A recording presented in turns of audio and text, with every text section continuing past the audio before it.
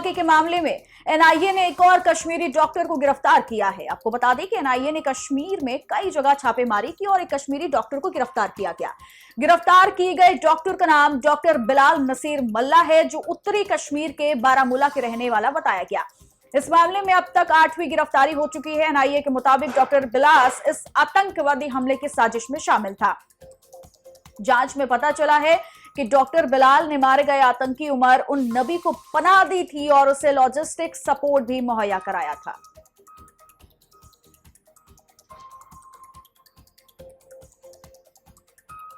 तो देखिए, एक और डॉक्टर कश्मीर से एक डॉक्टर की गिरफ्तारी हुई है और ये डॉक्टर आतंकी उमर को पनाह देने वाला बताया जा रहा है, जिसकी गिरफ्तारी की गई है।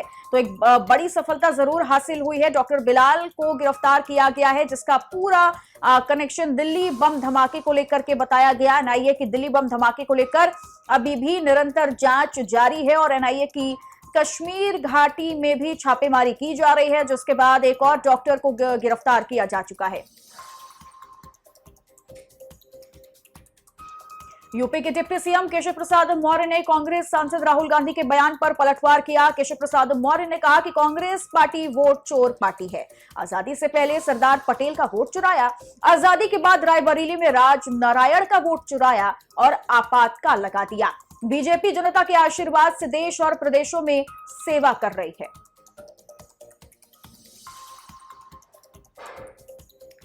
पार्टी वोट चोर पार्टी है। आज़ादी के पहले सरदार पटेल जी का वोट चुराया, आज़ादी के बाद रायबरेली में राजनारायण जी का वोट चुराया और आपातकाल लगाने का काम किया। भारतीय जनता पार्टी जनता के आशीर्वाद से देश में और प्रदेशों में सरकार के माध्यम से सेवा कर रही है। जहां विपक्ष में विपक्ष के माध्यम से सेवा कर रहे हैं। ये भ्रष्टाचारी लोग हैं, परिवारवादी लोग हैं, तुष्टीकरण करने वाले लोग हैं, ये वंदे मातरम के विरोधी हैं, यह देश के दुश्मनों के समर्थक हैं। इसलिए जो वर्तमान का समय है इनको बहुत बेचैनी देने वाला है, क्योंकि जनता अब जाग चुकी है और भारतीय जनता पार्टी और मोदी जी को अपना चुकी है। श्री अखिलेश यादव जी बिहार चुनाव के बाद से बौखलाए हुए। एसआईआर एक लोकतंत्र का पवित्र महायज्ञ है। भारतीय जनता पार्टी का कार्यकर्ता मेहनत कर रहा है। हमारे पास समर्पित कार्यकर्ता है। तेरा वैभव अमर रहे माँ, हम दिन चार रहे न रहे, इस भाव से भरे हुए काम कर रहे हैं। समाजवादी पार्टी के पास गुंडे, अपराधी, माफिया हैं, वो काम करते नहीं है। सोचते हैं काम भाजपा करे, चुनाव सपा जीते, कांग्रेस जीते, असंभव। यूपी बीजेपी अध्यक्ष के नाम का ऐलान जल्द होने वाला है। पार्टी ने प्रांतीय परिषद की लिस्ट जारी कर दी है और अगले 2 से 3 दिनों में नाम का ऐलान हो सकता है। बीजेपी की तरफ से यूपी चुनाव प्रभारी बनाए गए पीयूष गोयल लखनऊ आकर कुछ दिनों के भीतर नाम का ऐलान कर सकते हैं। हालांकि अभी इस बात की अटकलें लगाई जा रही हैं कि कौन बीजेपी का प्रदेश अध्यक्ष बनेगा। इसको लेकर कुछ लोगों का कहना है कि बीजेपी इस बार ओबीसी चेहरे पर विश्वास जता सकती है।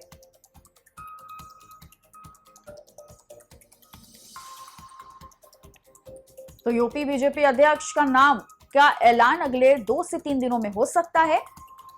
हालांकि कौन बीजेपी अध्यक्ष होगा इसका ऐलान अभी किया नहीं गया है, लेकिन यह तय कर लिया गया है। लेकिन बस ऐलान करना अभी बाकी है, यानी घोषणा करना अभी बाकी है और इसमें अभी वक्त जो है वो 2 से 3 दिनों का लग सकता है। यानी आने वाले 2 से 3 दिनों में क्लियर हो जाएगा कि यूपी बीजेपी अध्यक्ष की कमान किसके हाथों में दी जाएगी।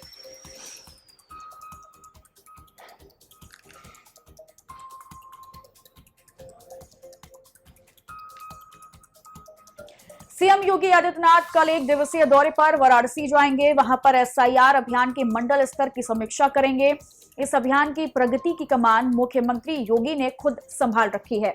इस दौरान सर्किट हाउस में प्रस्तावित बैठक में वाराणसी, गाजीपुर, चंदौली, जौनपुर और बीजेपी सांसद, विधायक, महापौर, जिला पंचायत अध्यक्ष के साथ महानगर और काशी क्षेत्र के पदाधिकारी मौजूद रहेंगे। कल मतदाता पुनरीक्षण का अंतिम दिन है।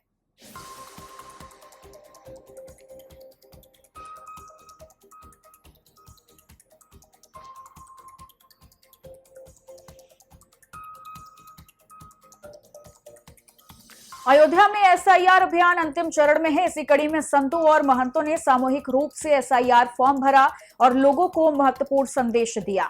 आध्यात्मिक नेता सीताराम दास, आध्यात्मिक कथावाचक करपात्री महाराज और संत विष्णु समेत कई संतों और महंतों ने एसआईआर फॉर्म भरा।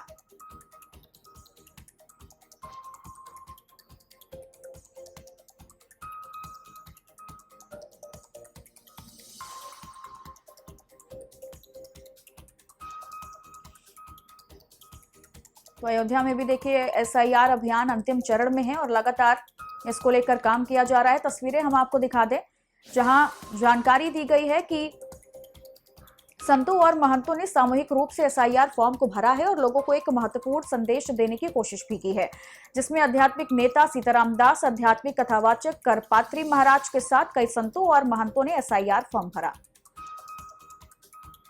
देखिए एसआईआर जो है वो बहुत अच्छा है और निर्वाचन आयोग को धन्यवाद साधुवाद देता हूँ और हम लोग प्रसन्न हैं क्योंकि निर्वाचन आयोग जो कदम उठा रहे हैं वह एक जनता के हित के लिए है, राष्ट्र की सुरक्षा के लिए है और राष्ट्र में जितने भी नागरिक रहते हैं उनका अधिकार है कि किनको वोट देना है, किनको वोट नहीं देना है। और निर्वाचन आयोग जो शुद्धता का वहाँ प्रमाण दे रहा है, जैसे बहुत समय तक घुसपैठिया लोग बहुत पता नहीं कहाँ से कहाँ आ गए, बस गए, उनकी जांच हो रही है और एसआईआर में जो सुधार का है वो बहुत बड़ा एक समाज के लिए और राष्ट्र के लिए बहुत बड़ी सुरक्षा है के लिए है और हम लोग धन्यवाद देते हैं क्योंकि जो विपक्षी है वो बुखला चुका है, उसका काम ही है बुखलाना और समाज में नफरत फैलाना और समाज को तोड़ना, भारत के अखंडता को समाप्त करना। मगर आज हम लोग प्रसन्न चित्त में हैं, आज बहुत अच्छा है जी। देखिए, मतदाता शुद्धि प्रपत्र जिससे एसआईआर फार्म के माध्यम से मतदाता शुद्धि प्रपत्र हो सकेगा। मैं चुनाव आयोग को दिल से आभार व्यक्त करूंगा, शासन प्रशासन को दिल से आभार व्यक्त करूंगा, जिन्होंने इस तरह से कार्य करके संपूर्ण जनमानस को एक जो है चेतना का जनजागृत करने का काम किए। जिस तरह से हमारे देश में रोहिंग्या घुसपैठ लगातार जो है घुसपैठ करके जो है हमारी जगह जमीन को जो है आक्रमण करने का और उसको जो है छिकाने का जो काम कर रहा है, उसके लिए अचूक यह इलाज है। हम लोगों ने जो है शासन प्रशासन के जो है नेतृत्व में जिस तरह से कोड टू कोड जो है जनसंपर्क करके घर घर फार्म जो है बीएलओ के द्वारा पहुंच रहा है। लगातार हम लोगों से संपर्क करके महाराज जी कोई छूटा तो नहीं है, यहाँ 3-4 बार वो लोग आकर के और पत्र दे करके सहयोग करके एसआईआर फार्म जो है भरने का जो है वो उन्होंने तरीका बताया, हम लोग ने उनका भी सहयोग किया। अमेठी में एक दर्दनाक सड़क हादसा देखने को मिला, जहां सड़क पार कर रहे बच्चे को तेज रफ्तार कार ने टक्कर मार दी। इस हादसे में बच्चा गंभीर रूप से घायल हो गया। बच्चे का इलाज चल रहा है। आक्रोशित परिजनों ने कार का पीछा कर उसे पकड़ लिया और तोड़फोड़ की, जिससे वाहन बुरी तरह क्षतिग्रस्त हो गया।